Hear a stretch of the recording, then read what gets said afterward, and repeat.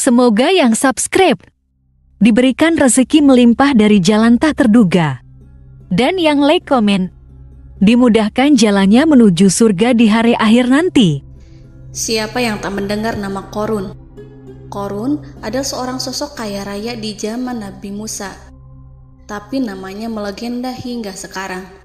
Kisahnya diabadikan dalam Al-Quran, bahkan menjadi peribahasa atau ungkapan di masyarakat guna menggambarkan seseorang yang mirip dengan tabiatnya atau menisbatkan harta yang ditemukan terpendam dalam tanah sebagai harta Qorun.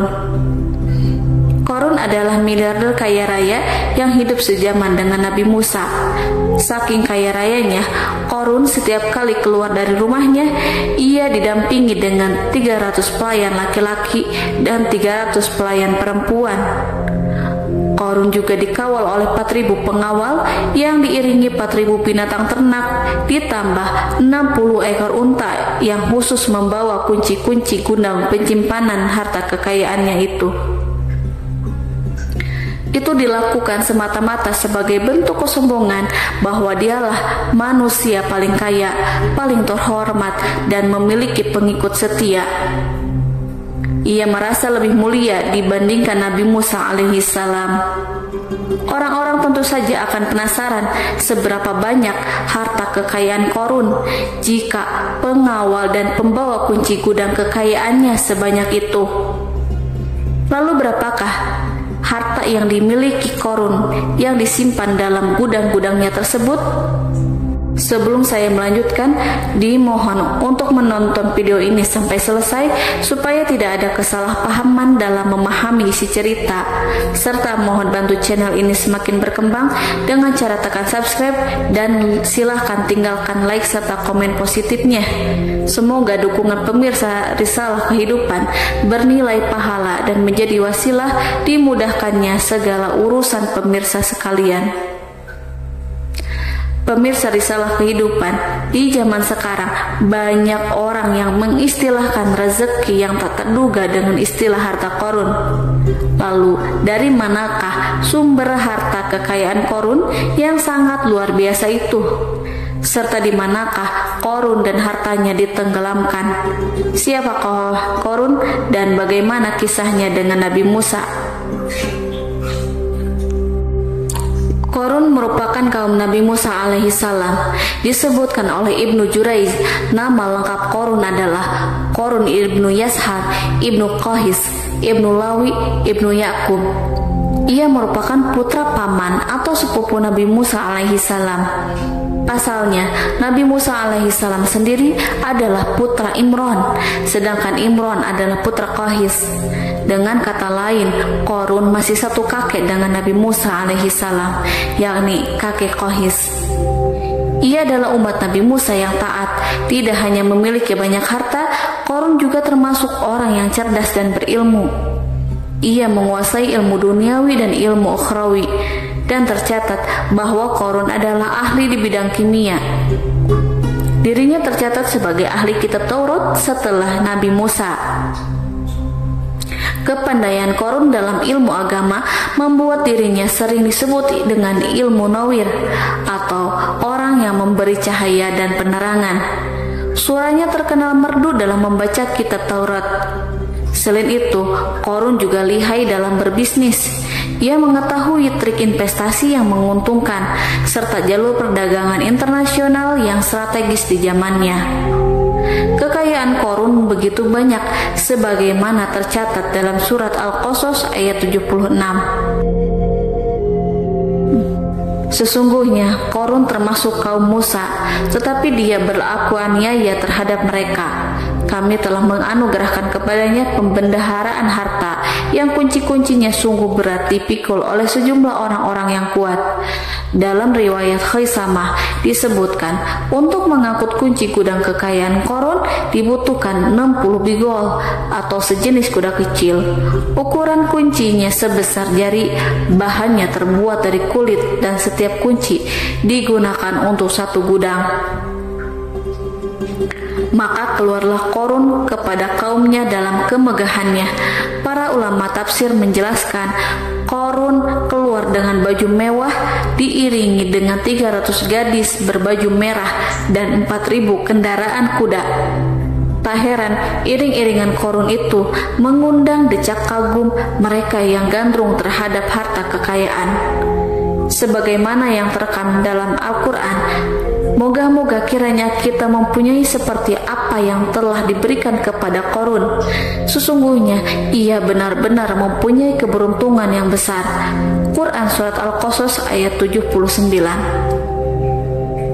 Namun tak sedikit kaumnya yang mengingatkan, dan ingatlah ketika kaumnya berkata, janganlah engkau terlalu bangga. Sesungguhnya Allah tidak menyukai orang-orang yang terlalu membanggakan diri atau disebut farihin. Sebagian ulama menafsirkan istilah farihin di sana juga berarti takabur atau zolim, berbuat kerusakan, arogan, dan tidak mau bersyukur terhadap nikmat. Korun dikisahkan memiliki ribuan gudang yang berisikan emas dan perak. Bila keluar rumah, Korun selalu berpakaian mewah dan dikawal oleh 600 pelayan. Ia diiringi 4.000 ekor kuda dan 60 ekor unta yang membawa kunci-kunci gudang kekayaannya.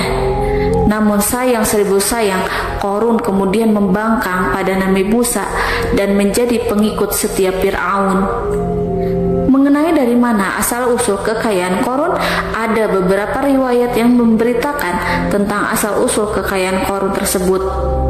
Sumber pertama menyebutkan bahwa jauh sebelum memiliki kekayaan, Korun hanyalah seorang lelaki miskin yang tidak mampu menafkahi keluarganya sendiri.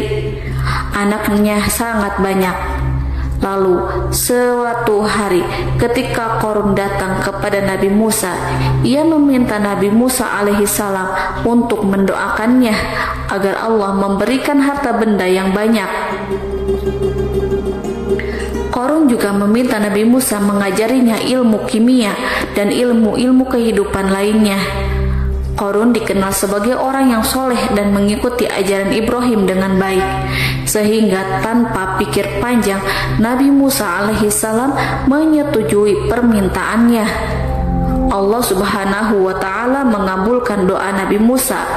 Korun diberikan kecerdasan luar biasa dan menguasai ilmu yang telah diajarkan kepadanya. Korun menguasai teori dan praktik pembuatan emas permata dan beragam perhiasan mewah lainnya.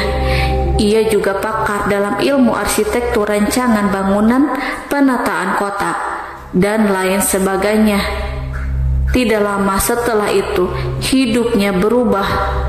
Korun pun hidup dengan bergelimbang harta. Ribuan gudang yang dimilikinya penuh dengan emas dan perak. Namun sayangnya, keberuntungan yang didapatkannya membuatnya gelap mata. Korun mulai hidup dengan penuh pamer, keangkuhan, dan penuh kesombongan. Kekayaan yang telah diberikan oleh Allah Subhanahu wa Ta'ala membuatnya lupa dengan Sang Maha Pemberi. Korun merasa lebih terhormat dan mulia dibandingkan Nabi Musa. Ia pun akhirnya membelot dan durhaka pada Nabi Musa. Ia mengingkari janji-janjinya dahulu dan beralih menjadi pengikut Fir'aun yang setia.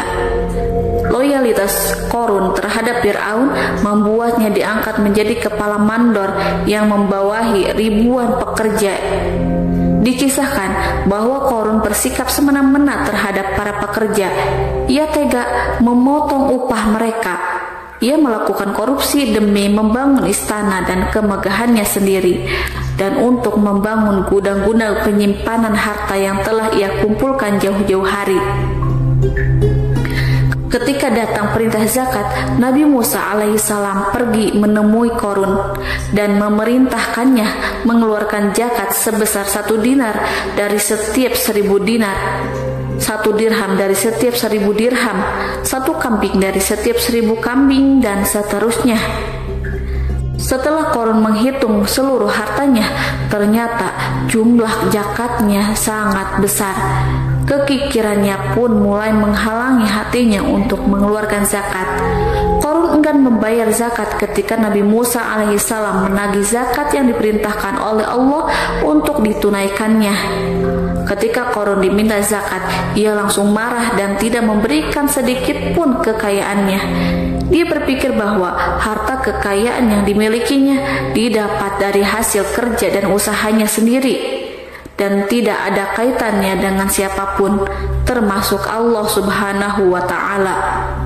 Janji Qorun untuk lebih taat beribadah dan membantu sesama jika diberi kekayaan oleh Allah dilupakannya. Dia mempergunakan kekayaannya tersebut dalam kesesatan, kezaliman, dan permusuhan, sehingga membuatnya menjadi sombong dan terlena. Orang-orang beriman pada masa itu sering menasehati Qorun untuk bersyukur atas nikmat yang Allah berikan kepadanya, tetapi dia tidak mengindahkan nasihat tersebut.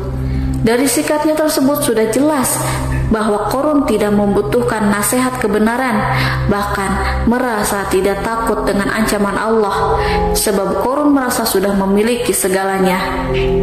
Qorun merasa dirinya hebat dan pintar serta punya banyak pengikut setia, punya banyak pengawal dan merasa aman karena dekat dengan Raja Fir'aun. Qorun berkata, "Sesungguhnya aku mendapatkan harta ini karena ilmu yang ada padaku." Qorun sangat sombong. Ia merasa hartanya didapatkannya sendiri tanpa campur tangan dan kehendak Zat yang Maha Kaya, yakni Allah Subhanahu wa Ta'ala. Apakah Qorun lupa ataukah ia tidak tahu bahwa Allah telah membinasakan orang-orang sombong sebelumnya, yang bahkan lebih kuat darinya, yang lebih kaya darinya, yang lebih banyak pengawalannya, lebih kokoh dan tak terkalahkan dibanding dirinya? Karena terdorong sifat kikir dan angkuh, maka Qorun membuat rencana untuk melakukan tipu daya agar dia terlepas dari kewajiban membayar zakat. Dia ingin menjatuhkan nama baik dan citra baik Nabi Musa alaihissalam. Kemudian dia mengumpulkan tokoh-tokoh konglomerat Bani Israel. Ia berkata kepada mereka, "Wahai saudara-saudaraku, terhadap apa yang diperintahkan Musa untuk membayar zakat, apakah kalian akan mematuhinya?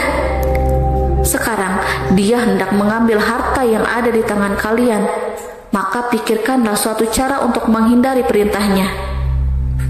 Para pembesar-pembesar yang dipanggil kemudian menjawab, "Wahai paduka Qorun, engkau lebih besar daripada kami. Kami akan melakukan apapun yang kau inginkan." Qorun pun berkata, "Datangkanlah kepadaku wanita cantik. Aku akan memberinya hadiah besar jika ia berhasil menggoda dan memfitnah Nabi Musa." Ketika wanita cantik yang diinginkan datang, Qorun memberikan kepadanya uang muka sebagai jaminan.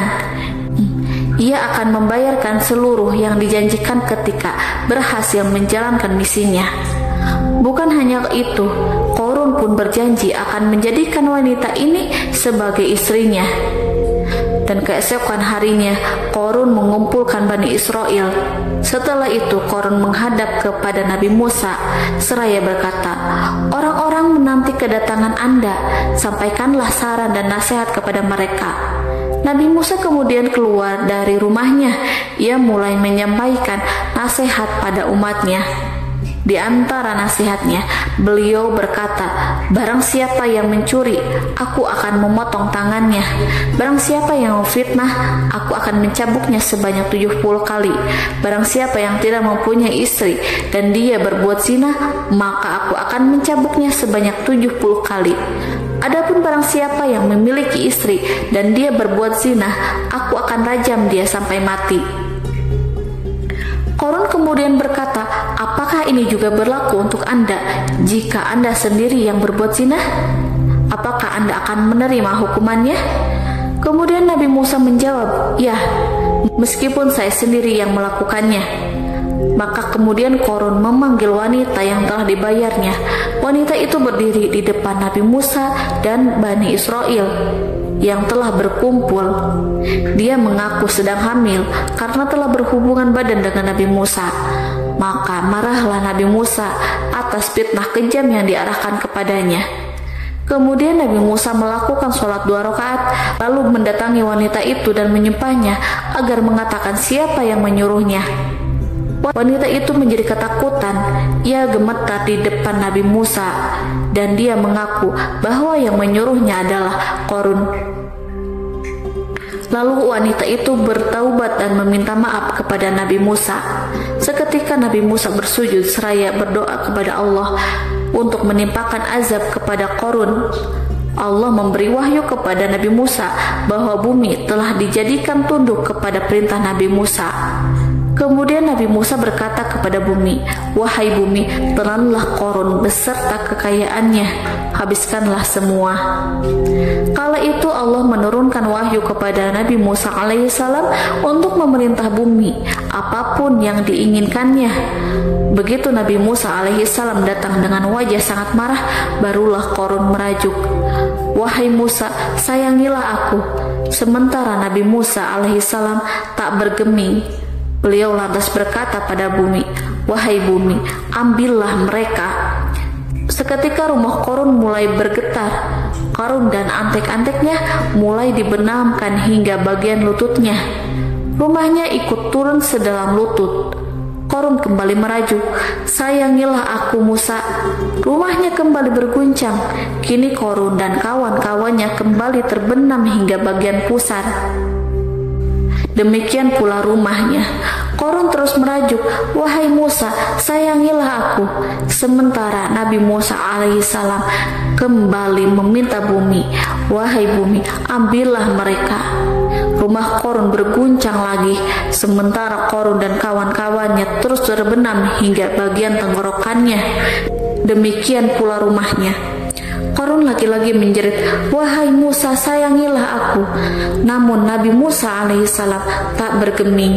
Beliau terus meminta bumi menelannya, hingga akhirnya Qarun dan kawan-kawannya hilang seluruhnya di telan bumi.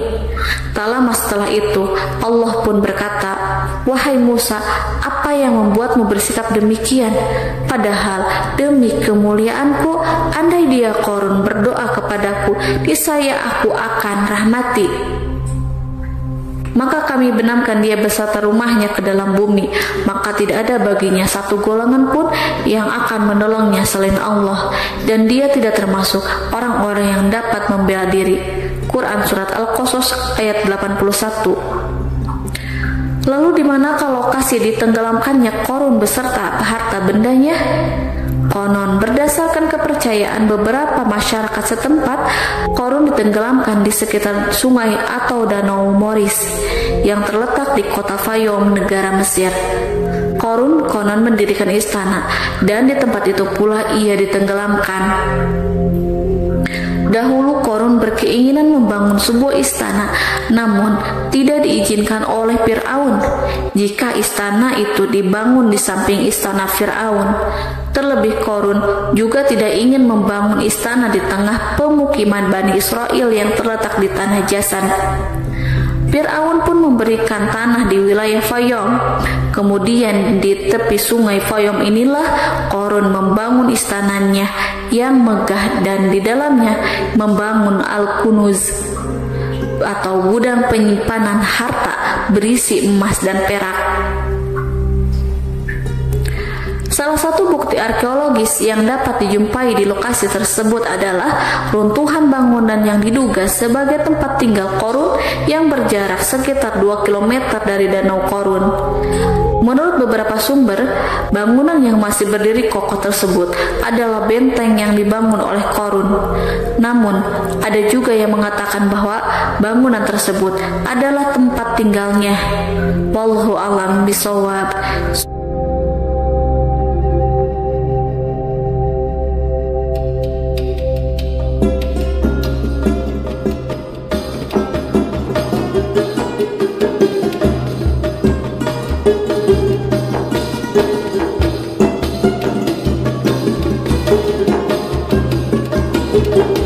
Thank you.